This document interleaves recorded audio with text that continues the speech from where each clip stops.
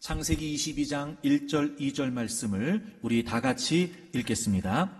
그 일 후에 하나님이 아브라함을 시험하시려고 그를 부르시되 아브라함아 하시니 그가 이르되 내가 여기 있나이다.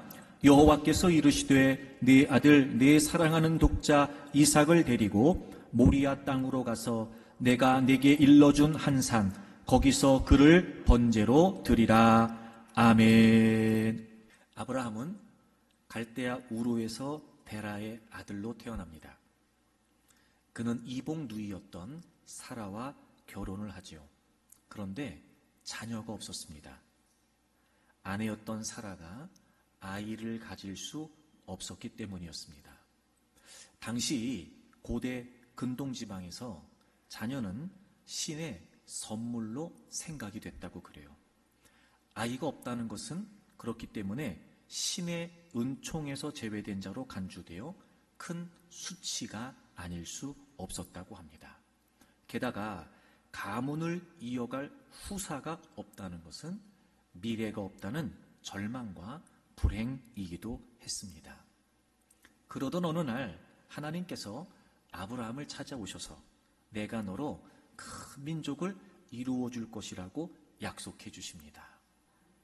자녀가 없었던 그에게 아마 그 어떤 것보다 최고의 희소식이었을 것입니다. 그때 그의 나이가 75세였어요.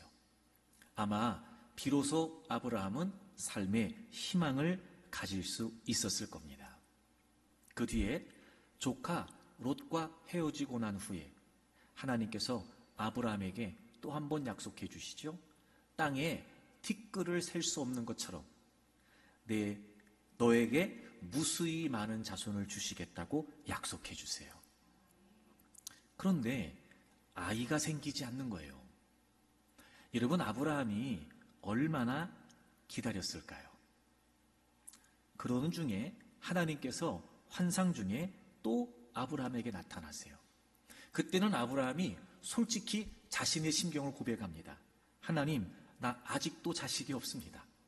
지금 나 아들 없이 늙어가고 있습니다. 어떻게 해야 되는 겁니까? 그리고 아브라함은 그냥 내가 신임하고 있는 엘리에셀 그 종이 내 상속자로 나는 생각하겠습니다. 이렇게 솔직한 심경을 이야기합니다. 근데 하나님이 그때 또다시 약속해 주세요. 아니라는 거예요. 내 몸에서 내 상속자가 태어난다는 거예요. 그러면서 하나님이 아브라함에게 시청각 교육을 시키세요. 자, 하늘의 별을 봐라. 저렇게 하늘의 무별을 셀 수 없는 것처럼 내가 너에게 많은 자손을 주겠다 또 약속해 주신 거였어요. 아브라함은 점점 더 아들을 기다렸을 겁니다. 그런데 하나님의 약속이 있은 지 10년이 됐는데도 아이가 생기지 않는 거예요. 그때 아내였던 사라가 자신의 요종 하갈을 첩으로 내줍니다. 아브라함이 그 하갈과 동침을 하죠. 아브라함도 사라도 얼마나 아들을 원했으면 그렇게까지 했을까. 그리고 하갈이 아들을 출생합니다. 그때 아브라함의 나이가 86세였습니다. 그런데 그것은 하나님의 방법이 아니었지요. 그래서 그랬을까? 그 후 꽤 오랜 시간 하나님께서는 아브라함을 찾지 않으세요. 아무 말씀도 하지 않으세요. 그랬다가 13년이 지난 아브라함의 나이가 99세 되었을 때 하나님께서 그에게 나타나십니다. 그리고 또 말씀하세요. 아들을 주시겠다는 거예요. 근데 아브라함도 사라도 그 말씀을 믿지 않았어요. 창세기 17장에는 아브라함의 반응이, 창세기 18장에는 사라의 반응이 나오는데 성경에 보니까 같은 단어를 썼어요. 그들이 웃었다고 되어 있는데 그 단어는 비웃었다는 말이에요. 당연해요. 왜냐하면 이미 사라의 생리가 끊어졌거든요. 아이를 낳을 수가 없었던 거예요. 아이를 낳을 수 있는 가능성이 제로였던 겁니다. 이미 둘 다 포기한 상태였던 거예요. 그런데 그 다음 해에 아들을 낳게 된 겁니다. 바로 아브라함의 나이 100살 때 말입니다.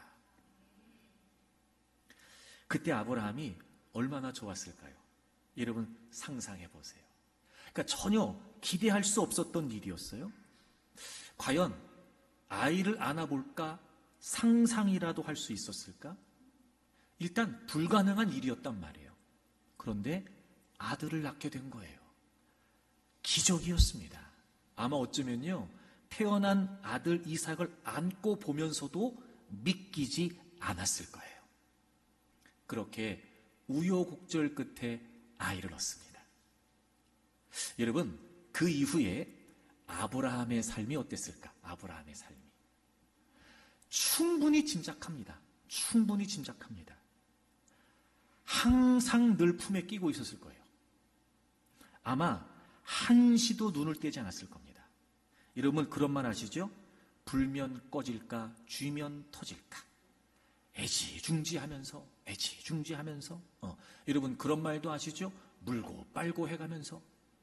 하여튼 여러분, 아브라함의 삶은 온통 이삭에게 집중되어 있었을 거예요. 이삭이 원하는 거는 뭐든지 다 해줬을 겁니다. 이삭이 그의 삶의 낙이었을 거예요. 이제 이삭 없이는 못 사는 거예요. 자기보다 더 소중한 존재가 된 겁니다. 그런데 그렇게 10여 년 정도가 지난 어느 날 청천벽력 같은 하나님의 명령이 주어집니다. 오늘 우리가 읽은 본문 2절에 하나님께서 그 아들 이삭을 데리고 가서 번제로 바치라는 거예요. 아니 여러분, 이삭이 어떤 아들이에요? 아브라함의 삶의 의미이자 인생의 결정판입니다. 아브라함은 이삭 때문에 지금 삶의 보람과 즐거움을 느끼고 살아요. 고향을 떠나 가나안에서 이곳저곳 정처 없이 떠돌며 사는 그의 나그네 인생에 대한 위안이고 보상이었어요. 아들 없이 못 삽니다. 글쎄 이런 표현이 어떨지 모르지만 이해하고 들으세요. 사라 없인 살아도 이삭 없인 못 사는 거예요. 이렇게 이해가 빠를 줄이야. 게다가 이삭은 하나님께서 알고 계신 것처럼 그의 독자였어요. 하나님이 독자라고 표현하시잖아요. 유일한 하나밖에 없는 아들. 이 무슨 말이에요? 다 줘도 아깝지 않아요. 다 줘도 아깝지 않아요. 물론 이 독자라고 하는 표현에 이의를 제기할 수도 있어요. 이스마엘도 있지 않냐? 이스마엘도. 그래요, 맞아요. 하지만 인간적인 방법으로 얻은 이스마엘도 그의 혈육이었지만 이미 집에서 떠나보냈어요. 하지만 이삭은 달랐습니다. 하나님의 약속의 성취로 태어난 정당한 상속자였고 약속의 계승자였습니다. 하나님의 약속 하나 믿고 모든 걸 다 버리고 떠났던 아브라함의 일생에 있어 유일한 소망이 바로 이삭이었습니다. 뿐만 아니라 늙은 아브라함이 지팡이 삼아 의지하며 살았던 아들이었습니다. 무슨 말이에요? 아브라함이 소유하고 있는 것들 중에서 가장 소중한 것이 바로 100살에 얻은 아들 이삭이었습니다. 그런데 하나님께서 그 아들을 제물로 바치라는 거예요. 어떻게 그럴 수가 있어요? 그것도 내 손으로 죽여서요? 말도 안 됩니다. 아니, 생각조차 하고 싶지 않은 일입니다. 하나님께서도요, 이 일이 매우 어려운 일이라는 것을 알고 계셨던 것 같아요. 하나님께서 아브라함에게 이삭을 데리고 떠나라고 말씀하시는 2절에 히브리어의 소사라고 하는 단어가 사용되는데 이 단어를 어떨 때 사용하나 봤더니 정중한 당부 혹은 부탁할 때 사용하는 단어래요. 그래서 이 단어가 하나님께서 우리 인간에게 말씀하시는 도중에 사용될 때는 하나님께서 인간에게 매우 어려운 일을 요구하시는 경우였다고 합니다. 하나님도 알고 계신 거예요. 지금 여기에서 하나님께서 아브라함에게 요구하시는 이 일이 얼마나 부담스럽고 어려운 일인가를 하나님도 알고 계신다는 거예요. 근데 하나님께서 그 이삭을 바치라고 하시는 거예요. 이유가 뭐였을까? 무슨 의도였을까? 한 가지 먼저 창세기 21장 1절은 이 이야기의 아주 중요한 전제를 우리에게 알려주고 있죠. 바로 이것은 하나님의 시험이라는 거예요. 시험, 테스트.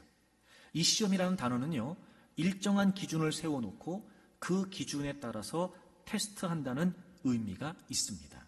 즉, 처음부터 하나님께서는 이삭을 제물로 받으실 마음이 없으셨던 거예요. 그 명령은 아브라함의 믿음을 테스트해 보시기 위함이었던 거죠. 그러니까 우리가 다른 오해는 할 필요가 없습니다. 다시 말하면 지금 하나님께서 원하시는 것은 이삭이 아니라 아브라함이라는 거죠. 지금 하나님께서 주목하시는 것은 이삭이 아니라 아브라함이었다는 거예요. 다시 말해 그의 믿음을 보고 싶으셨던 거예요.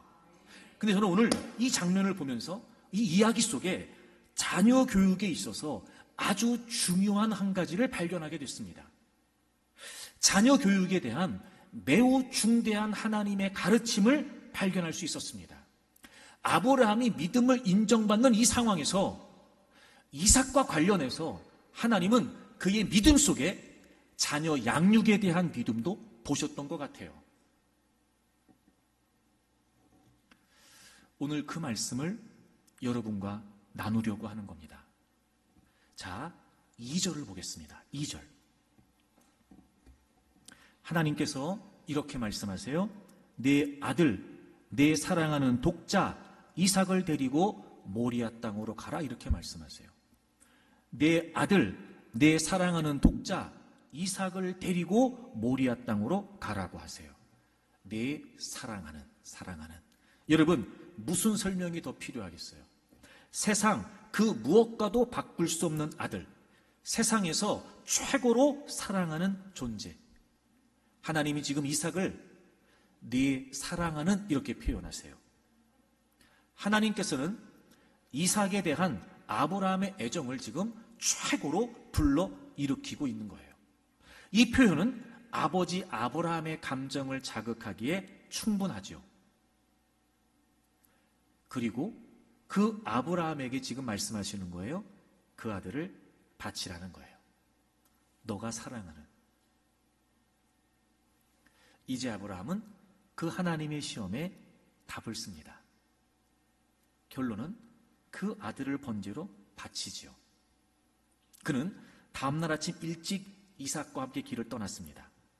하나님께서 일러주신 산에 올라가서 제단을 쌓고 그 위에 아들을 결박해서 올려놓습니다. 그리고 칼을 들어 그 아들을 잡으려고 했죠. 그런데 그때 하나님의 사자가 급히 아브라함을 불러 그를 멈추게 하십니다. 얼마나 다급했는지 하나님의 사자가 아브라함의 이름을 2번 부릅니다. 그리고 아이에게 손을 대지 말라는 말도 2번 반복합니다. 다시 말하면 이삭의 털끝 하나도 건드려서는 안 된다는 다급한 명령이었던 겁니다. 그리고 하나님께서 그 아브라함의 믿음을 인정하시면서 이렇게 표현하세요. 12절. 사자가 이르되 그 아이에게 내 손을 대지 말라. 그에게 아무 일도 하지 말라. 내가 네 아들 독자까지도 내게 아끼지 않았다. 내가 네 아들 내 독자까지도 내게 아끼지 않았다. 그리고 16절에 보면 하나님의 말씀을 하나님의 사자가 이렇게 또 이야기합니다. 이르시되 여호와께서 이르시기를 내가 나를 가리켜 맹세하노니 내가 이같이 행하여 내 아들 내 독자도 아끼지 않았다. 내 아들 내 독자도 아끼지 않았다. 이렇게 말씀하세요. 여러분, 2절과 12절, 16절, 그 아들을 바치기 전 2절과 아들을 바치고 난 이후 12절, 16절, 이삭을 지칭하는 하나님의 표현이 바뀐 게 있어요. 찾아보세요. 아들을 바치기 전 2절, 아들을 바치고 난 이후 12절, 16절, 하나님께서 이삭을 표현하셨던 표현 중에 다른 게 있어요. 2절에서는 바치기 전에는 내 아들, 내 사랑하는 독자 이렇게 말씀하셨어요. 근데 아들을 바치고 난 이후에 12절에서도 16절에서도 그냥 내 아들, 내 독자, 내 아들, 내 독자 이렇게 표현하세요. 뭐가 빠졌어요? 사랑하는 이란 단어가 빠졌어요. 사랑하는. 여러분 이게 무슨 의미일까요? 아니 그러면 아브라함이 더 이상 아들을 사랑하지 않은 거예요? 이제는 사랑할 필요가 없어진 겁니까? 그래서 그냥 가차없이 아들을 제물로 바쳤다는 걸까? 이제는 더 이상 사랑하지 않으니까 하나님께 아들을 드렸다는 걸까? 아니요. 우리는 충분히 살펴봤어요. 아브라함에게 있어서 이삭은 결코 그럴 수 있는 존재가 아니에요. 사랑할 수밖에 없는 존재, 포기할 수 없는 존재, 오히려 자기 자신보다 더 소중했던 존재가 바로 아들이었어요. 그런데 지금 그 아들을 바쳤다는 거예요. 그리고 하나님께서는 그 아들을 받으시면서 네가 사랑하는 아들에서 그냥 내 아들, 내 독자로 하나님의 표현을 바꾸셨어요.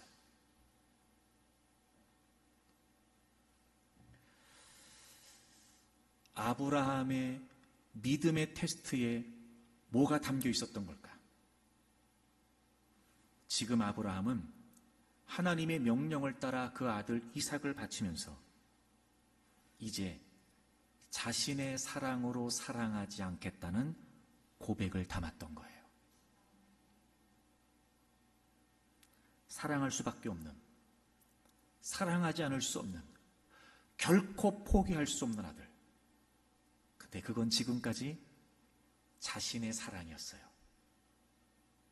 하나님이 바치라는 거예요. 너무나 사랑하고 아끼는 아들, 자신의 소유 중에서 가장 소중한 것들, 지금까지 내 모든 사랑을 쏟았던 그 아들. 근데 하나님께 그 아들을 바쳤어요. 내 사랑으로 사랑하지 않고 하나님의 사랑으로 사랑받기를 원했던 거예요.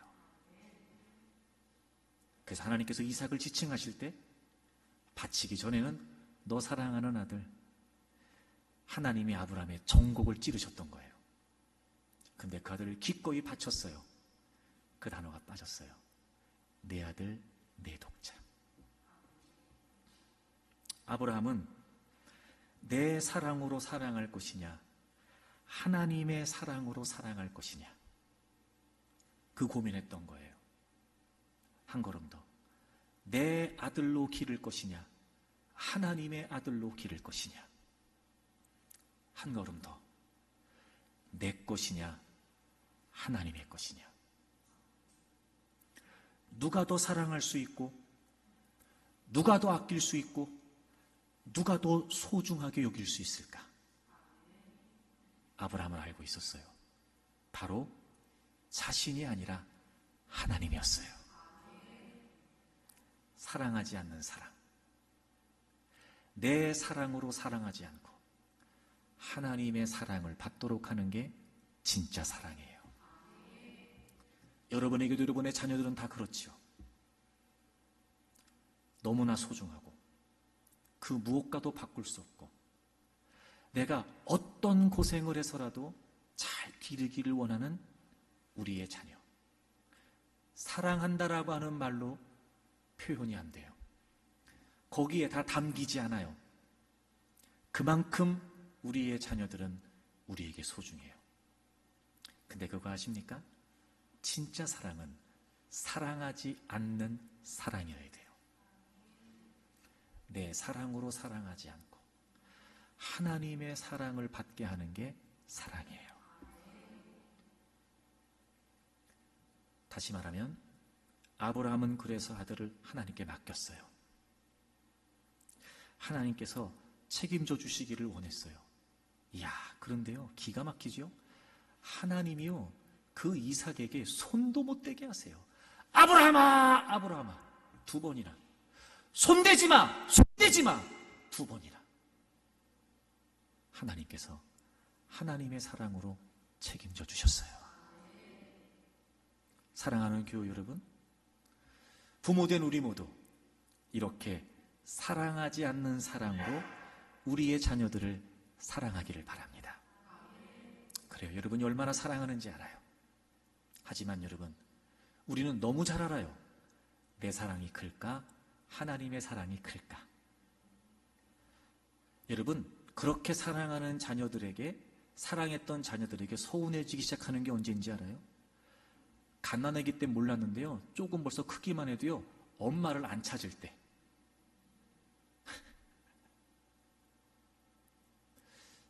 어차피 내 품에서 내가 책임지지 못합니다. 사랑하는 교회 여러분, 여러분의 사랑으로 사랑하지 마세요. 하나님의 사랑을 받도록 사랑하세요. 여러분, 이걸 하나님이 얼마나 철저하게 원하셨는지 알아요? 이 사랑하지 않는 사랑을. 하나님께서 아브라함에게 아들을 바치라고 하신 모리아 땅은 그가 살고 있던 곳에서 3일을 가야 했어요. 하나님께서는 왜 굳이 집에 뒤뜰도 있을 수 있고 가까운 곳에 갈 수도 있는데 왜 굳이 하나님은 모리아 땅까지 가게 하셨을까? 3일 길이나. 제가 생각하기에는 모리아라는 장소 때문이 아니라 3일이라는 시간 때문인 것 같아요. 우리가 알고 있는 것처럼 하나님의 명령을 받자마자 아브라함은 다음날 아침 일찍 길을 떠났어요. 무슨 말이에요? 순종을 결단한 거예요. 바치겠다는 거예요. 하지만 그것이 하나님께 즉흥적인 일시적인 결단이어서는 안 됐던 거예요. 만일 아브라함의 결단이 그런 가벼운 결심이었다면 하나님께서는 그의 결심을 번복할 시간을 지금 주고자 하신 거예요. 하나님은요, 철저하게 아브라함을 테스트하십니다. 아브라함이 아들을 번제로 바치기 위해 그를 데리고 3일 길을 간 것, 아마 그의 일생에 있어서 그가 감당해야 될 가장 어려운 부분이었을 거예요. 모르긴 몰라도요, 아브라함한테 그 3일은요 다시는 겪고 싶지 않은 그런 잔인한 시간이었을지도 몰라요. 아브라함은 길에서 보내는 3일 동안 끊임없이 고민하며 갈등했을 겁니다. 그 아이를 볼 때마다 계속해서 갈등하지 않을 수 없었을 겁니다. 이 아이를 정말 내 손으로 죽여야 되는 거야? 이렇게 사랑하는 이 아이를 내가 포기해야 된다는 거야? 아니, 내가 너무나 사랑하는 나보다 더 소중한 이 아들, 이제 내가 어찌할 수 없다는 거야? 지금까지 누구도 손을 대지 못하게 했던 소중한 이 내 아들, 내가 포기해야 되는 거야? 내 손으로 먹이고 내 손으로 입히고 내 손으로 재우고 했던 이 아들을 이제 내 손에서 떠나보내야 한다는 거야? 여러분, 그 3일 동안의 갈등은 말로 다 표현할 수 없었을 거예요. 하지만 생각하면 생각할수록 더 분명해졌을 겁니다. 그래, 내 사랑으로 사랑하는 것보다 하나님의 사랑을 받게 하자. 그게 더 확실하고 그게 더 이삭에게 좋은 일일 것이다. 분명히 이삭은 그 생각을 하면서 그 3일 동안의 갈등을 이겨냈을 거예요. 그런데 하나님은요, 얼마나 철저하신지, 그가 하나님의 명령을 받고 결단하고 떠나서 3일 길을 가는 것을 성경은 3절과 4절 두 절로 기록하고 있어요. 그런데 그가 아들과 함께 산에 올라가서 제사를 준비하는 과정 또한 동일하게 9절과 10절 두 절로 기록하고 있어요.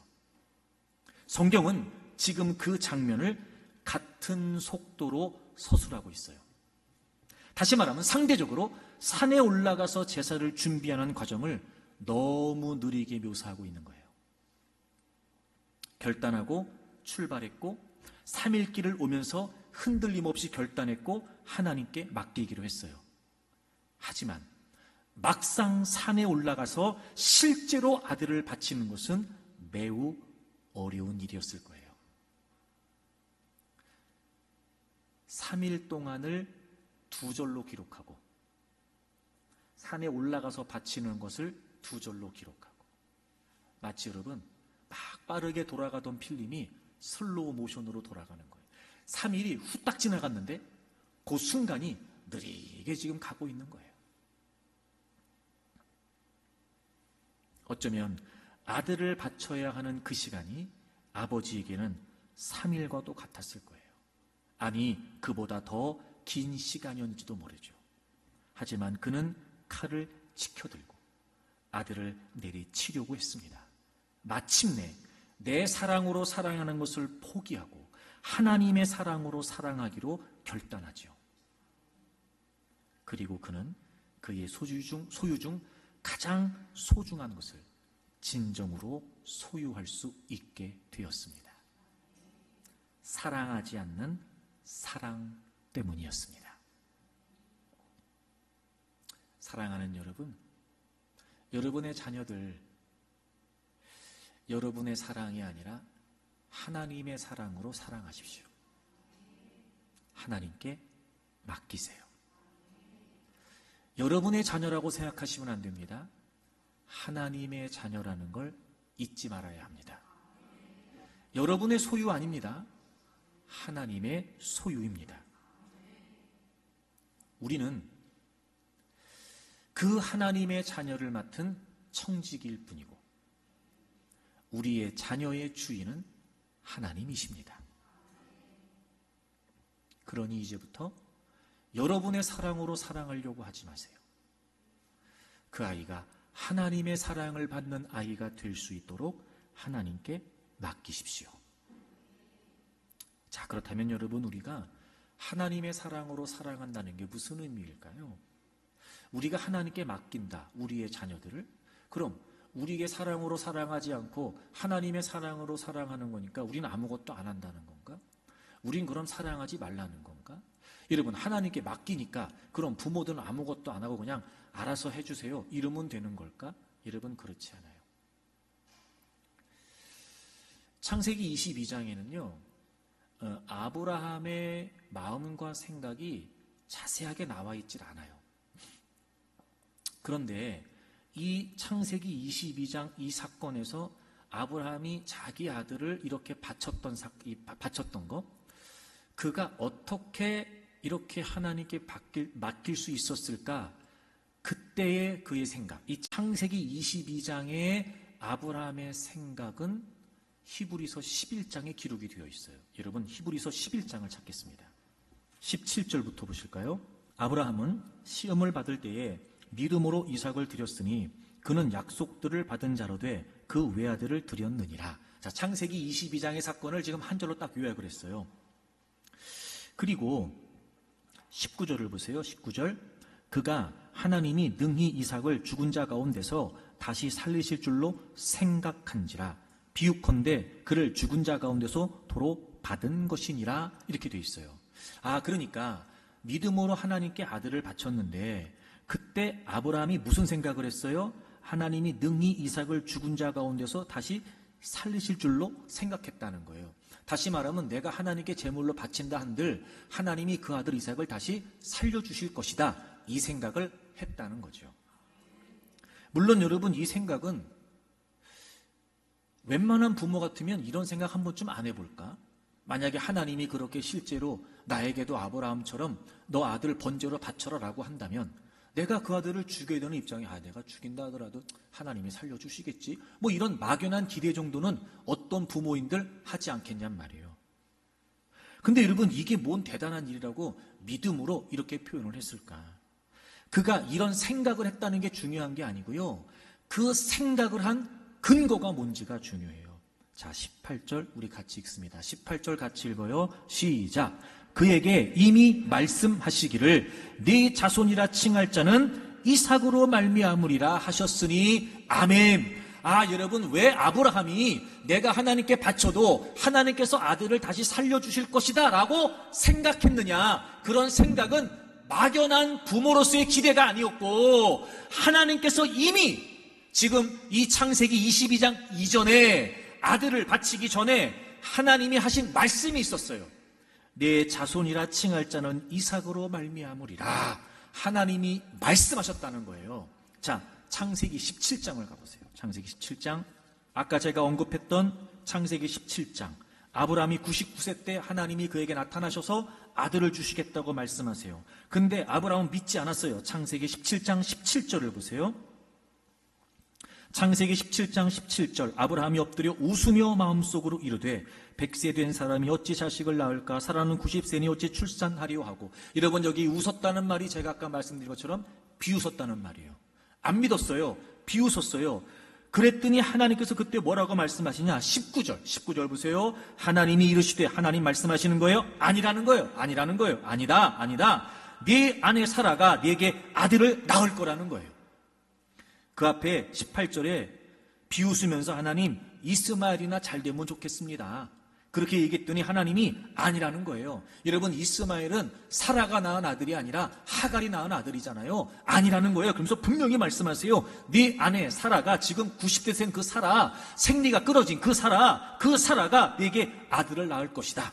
그러더니 하나님께서 뭐라고 말씀하시면 너는 그 이름을 뭐라고 하래요? 이삭이라고 해. 여러분, 지금 이삭이 태어난 다음이에요? 태어나기 전이에요? 태어나기 전. 이삭에 대해서 상상도 못했던, 가능성이 제로였던 그 상황에서 하나님이 사라가 아들 낳을 거야. 너 그 이름 이삭이라고 해야 돼. 이삭이라고 해. 그리고 이렇게 말씀하세요. 내가 그와 내 언약을 세우리니 그의 후손에게 영원한 언약이 되리라.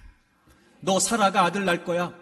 그 아들을 이삭이라고 해라. 그리고 내가 그 아들을 통해서 너하고 한 약속을 계속해서 이어줄 거야 라고 하나님 말씀하세요. 자, 보세요. 지금 아브라함이 무슨 생각하는 거예요? 무슨 생각? 이 생각하는 거, 이 생각.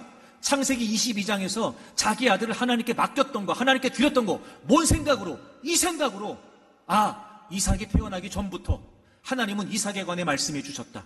아들을 이름을 이삭이라고까지 하라고 하셨어. 그러면서 그 이삭을 통해서 나하고 하신 약속을 계속 이어가시겠다고 했지.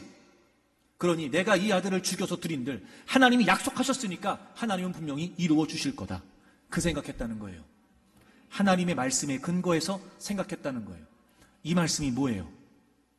자녀에 대한 하나님의 비전, 자녀를 이 땅에 보내주신 하나님의 분명한 목적, 그 자녀를 왜 보내주시는지, 그 자녀에 대한 하나님의 계획, 하나님의 비전, 그거예요. 그거. 여러분, 사랑하지 않는 사랑, 내 사랑으로 사랑하지 않고 하나님의 사랑으로 사랑하는 거, 내가 하나님께 내 자녀를 맡긴다, 하나님의 의지한 내게 무슨 말이에요? 하나님이 보내주신 목적을 따라 그 아이를 기른다는 거예요. 여러분, 놀랍지 않아요? 이삭에 관해 가능성이 전혀 없을 때, 그때도 하나님은 이삭의 이름까지 지어주세요. 태어나기도 전이었어요. 태어나기도 전이었다니까요. 여러분, 우리의 자녀들이요, 여러분의 모태에 조성되기 전부터 하나님이 택하신 자녀들이에요. 하나님이 계획하신 자녀들이라고요. 여러분은 나름대로 그 자녀들에 대한 나름대로의 계획과 꿈이 있을지 모르지만 아니요. 여러분이 그 자녀를 만나기 전부터 하나님은 그 자녀들을 알고 계셨단 말이에요. 여러분이 그 자녀들에 관해 생각하고 여러분이 그 자녀들에 관해 계획하기 전부터 하나님은 이미 다 계획하시고 다 생각하시고 그 자녀들을 향하신 하나님의 분명한 계획을 세워놓으시고 여러분들을 통해 그 자녀를 보내주신 거예요. 이 분명한 하나님의 비전, 이 분명한 하나님의 계획. 여러분, 이렇게 기르는 게 사랑하지 않는 사랑으로 사랑하는 거예요. 아브라함은 딱 이 생각이었어요.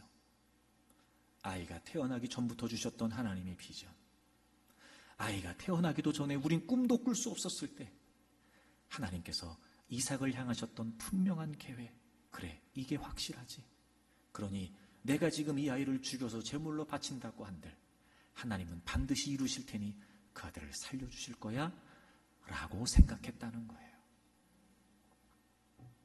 사랑하는 여러분, 저는 여러분이 여러분의 자녀들을 기를 때 이삭, 아브라함처럼 그 자녀들을 향하신 하나님의 계획과 비전 확실히 깨우치고 양육할 수 있기를 바랍니다.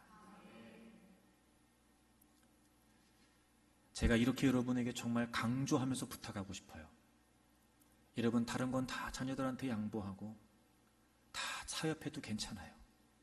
하지만 우리 자녀들의 인생에 대한 이 분명한 하나님의 목적, 우리 자녀들의 존재에 관한 이 성경적 가치, 저는 여러분이 이것만큼은 타협하지 않기를 바랍니다. 그래서 우리가 먼저 알아야 될 게 뭐냐면, 자, 에베소서 2장을 찾아보세요. 에베소서 2장.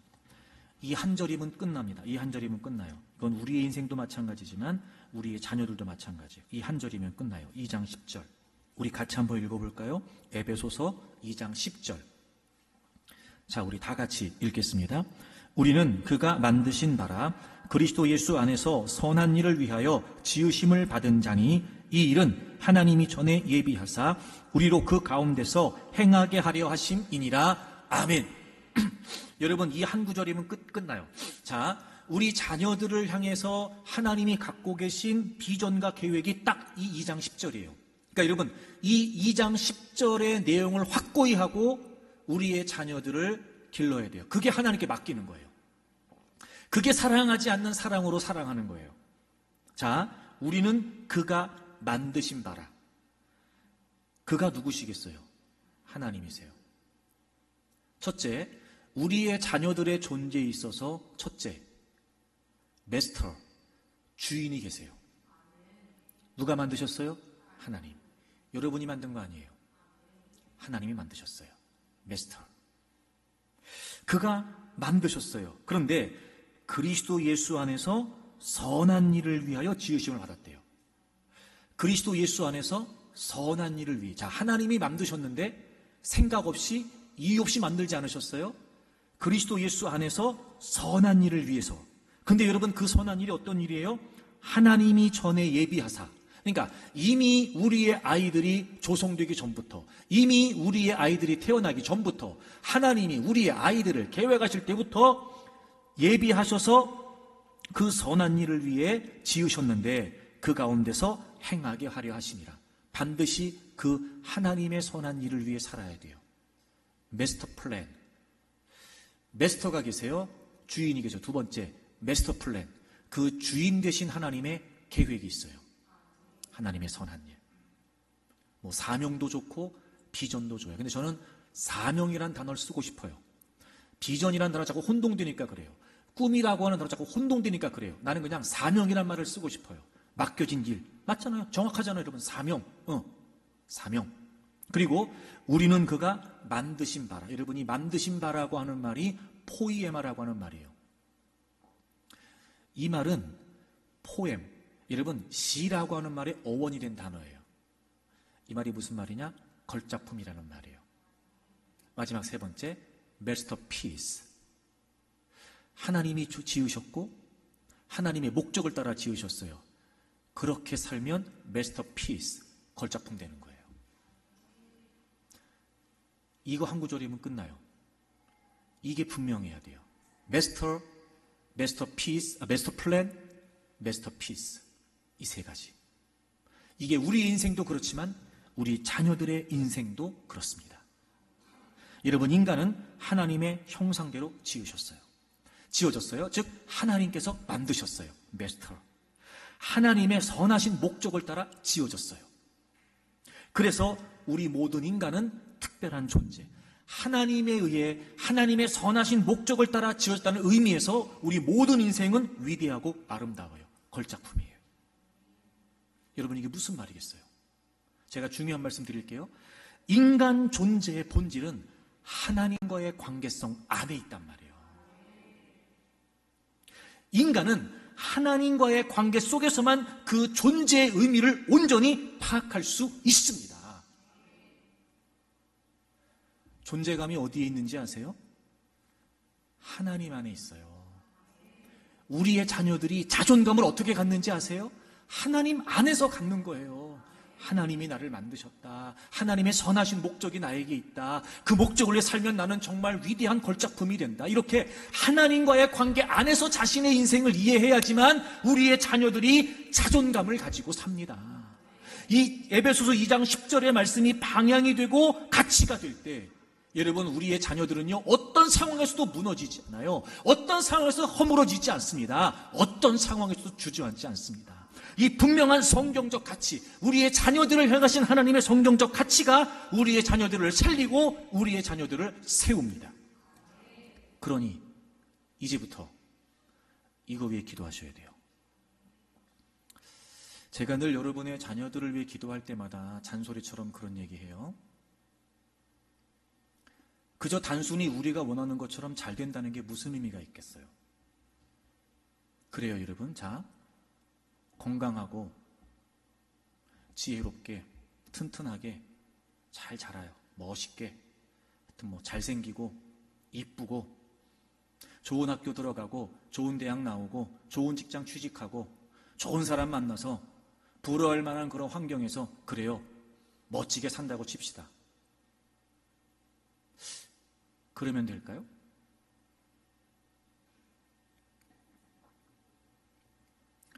(1909년에) 독일의 화학자인 프리츠 하버 박사가 암모니아를 대량 생산하는 방법을 발견했어요.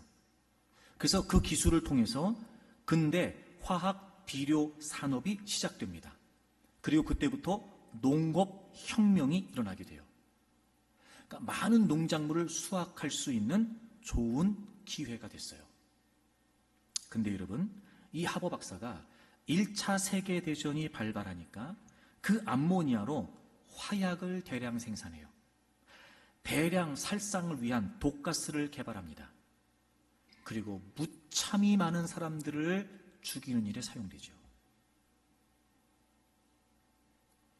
기술, 능력, 실력, 재력. 여러분, 그것들은요, 사람에 따라서 천사의 도구가 되기도 하지만 악마의 도구가 되기도 해요. 능력, 실력, 재력, 그런 환경 조건, 그거 중요하지 않아요. 그보다 더 중요한 게 뭔지 아세요? 그걸 사용할 수 있는 사람이에요. 누가 사용하느냐. 여러분, 지난주에 참 끔찍하기도 하고 안타깝기도 했던 뉴스를 여러분 다 접하셔서 아실 거예요. 서울 강남에서 있었던 사건. 여자친구가 헤어지자고 했는데 그 여자친구를 살해한 거예요. 중학교 동창 사이였답니다. 마약을 한 것도 아니었고 음주 상태도 아니었다 그래요. 정상적인 상태였다는 거예요. 수차례 흉기를 휘둘렀는데 특히 경동맥을 손상시켰대요. 그게 치명상이었답니다. 게다가 미리 흉기를 구입했대요. 계획한 범죄였다는 거예요.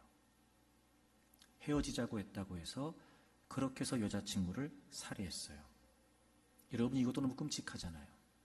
정말 충격적이죠. 더 충격적인 게 뭔지 아세요? 이 20대 청년이 수능 만점을 받은 명문대 의대생이랍니다. 기가 막히죠.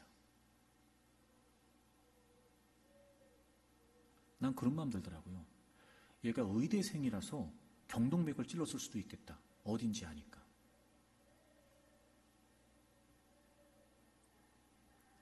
여러분, 실력, 능력, 재력, 이게 중요한 게 아니에요. 그 사람이, 그것을 갖추고 있는 그 사람이 어떤 가치를 가지고 있으며 어떤 방향의 인생을 사는지가 정말 중요합니다. 보세요. 주님 안에 있지 않은 힘은 그 힘의 소유자가 계속해서 자신의 위치를 벗어나게 만들어요. 마스터 플랜, 마스터 피스. 벗어나게 만들어요. 그래서 여러분, 자기 욕망과 욕심에 따라 힘을 휘두르고 싶어지는 거예요. 누가 유혹해서가 아니고요. 점점 스스로 유혹의 자리에 빠져들어가요. 예리한 칼일수록 더욱 든든한 칼집이 필요하다. 이런 말 아시나요, 여러분? 수가제주, 역가복주라고 하는 말도 있던데요. 물은 배를 띄울 수도 있지만 배를 뒤집을 수도 있다. 이런 말도 있더라고요. 최상의 것은 최악의 것과 통한다. 하나님의 형상대로 지음받은 우리 최상의 인간. 그런데요, 그 인간이 하나님을 떠나게 되면 스스로 수많은 재앙을 초래할 수밖에 없습니다. 아무리 강조도 지나치지 않습니다. 단순히 잘 되는 거요? 아니요. 차라리 이런 분명한 가치와 방향이 명확하지 않다면 안 되는 게 낫습니다. 저는 여러분의 자녀들이 다 잘 되기를 원해요. 그런데요, 그것보다 정말 주 이름으로 간곡히 부탁합니다. 메스터 플랜, 메스터 피스. 이걸 우리 아이들한테 자꾸 알려주세요. 에베소서 2장 10절. 너는 하나님이 만드셨다. 너의 주인은 엄마 아빠가 아니라 하나님이시다. 너에게는 분명한 하나님의 계획이 있어. 엄마 아빠가 너에게 기대하는 것도 있으나 그건 중요하지 않다. 하나님이 너에게 뭘 기대하시는지, 하나님이 널 통해 뭘 이루시기를 원하시는지 그거 분명히 있다. 우리 같이 기도하자. 엄마 아빠가 도와줄게. 너 하나님의 그 사명을 위해 멋지게 살아다오. 그게 가장 아름다운 인생이다. 엄마 아빠가 바라는 건 다른 거 없다. 하나님이 너를 보내주셨으니 그 목적을 따라 멋지게 하나님의 사명을 감당하는 거, 그걸로 충분하다. 여러분, 정말 주님의 이름으로 간곡히 부탁합니다. 여러분의 자녀들을 그렇게 기를 수 있기를 바랍니다. 그래서 여러분, 이 일이 우리의 의지로 되지 않고 단순히 우리의 교육으로 되지 않으니까 죽어라고 기도해야 돼요. 죽어라고 기도해야 됩니다. 여러분, 부모 되신 분들, 여러분의 자녀들을 위해 죽어라고 기도하세요. 죽어라. 막 눈물을 흘리세요. 눈물을 흘리세요. 눈물을 막 쌓으라고. 여러분, 눈물을 막 쌓으라. 막 그렇게. 여러분, 제가 아주 재밌는 글을 하나 봤어요. 그 근대 전기학의 대가라고 일컬어지는 마이클 패러데이라고 하는 분이 있는데, 이분이 어느 날 학생들한테 어떤 액체가 묻어있는 천을 주고 여기에 묻어있는 물질이 뭔지를 찾아내라고 했다는 거예요. 그래서 이 학생들이 막 분석을 했대요. 해보니까 약간의 물과 염분만 발견했을 뿐 이게 뭔지를 도대체 모르는 거예요. 그때 이 마이클 패러데이가 그 학생들에게 이렇게 말했대요. 이 액체는 자기 아들을 걱정하고 찾아온 어머니가 흘리고 간 눈물입니다. 어머니의 눈물에는 과학적으로 분석할 수 없는 깊고 귀한 애정이 담겨 있습니다. 여러분이 배우려는 과학의 힘으로는 그 눈물이 함유하고 있는 어머니의 애정을 분석해낼 수 없다는 것을 알아야 합니다. 무엇으로 분석이 되고 무엇으로 설명이 되고 무엇으로 표현이 될까? 그럴 수 없다는 거죠. 이게 무슨 말이겠어요? 저는 그런 마음 들었어요. 아하, 이 세상에 부모의 눈물을 대신할 수 있는 건 없어요. 여러분, 여러분의 자녀들을 위해 막 눈물로 하나님께 매달리세요. 막 그냥 우세요. 하나님 앞에서 막 우리 아이가 그런 아이 되게 해주세요. 에베소서 2장 10절의 말씀이 우리 아이의 말씀이 되게 해주세요. 제가 그렇게 지도하도록 제게 지혜를 주세요. 우리 아이들이 이 말씀이 믿어지게 해주세요. 그리고 막 하나님께 매달려 부르짖고 눈물 쏟고. 그러면 여러분, 좋은 대학 가게 해주세요. 이런 기도 안 해도 돼요. 하나님이 알아서 다 하세요. 여러분, 뭐 좋은 직장 할 거 없어요. 할 거 없습니다. 여러분, 아니, 하나님이 하나님의 사명을 살겠다는데 조건을 안 주시고 건강을 안 주시겠어요? 하나님 그런 째째한 하나님 아니세요. 난 여러분의 기도가 바뀌었으면 좋겠어요. 여러분의 자녀들을 교육하는 방식이 바뀌었으면 좋겠어요. 메스터 플랜, 메스터 피스. 이제 여러분의 사랑으로 사랑하려고 하지 마세요. 사랑하지 않는 사랑, 내 사랑으로 사랑하지 않고 하나님의 사랑받도록 사랑하겠다. 하나님께 맡기고 하나님의 거룩한 사명을 위해 살도록 지도하십시오. 여러분의 자녀들이 여러분에게 보람이 되고 여러분의 자녀들이 여러분에게 영광이 될 겁니다. 하나님께서 우리 자녀들을 그렇게 이끄셔서 그렇게 써주시기를 주의 이름으로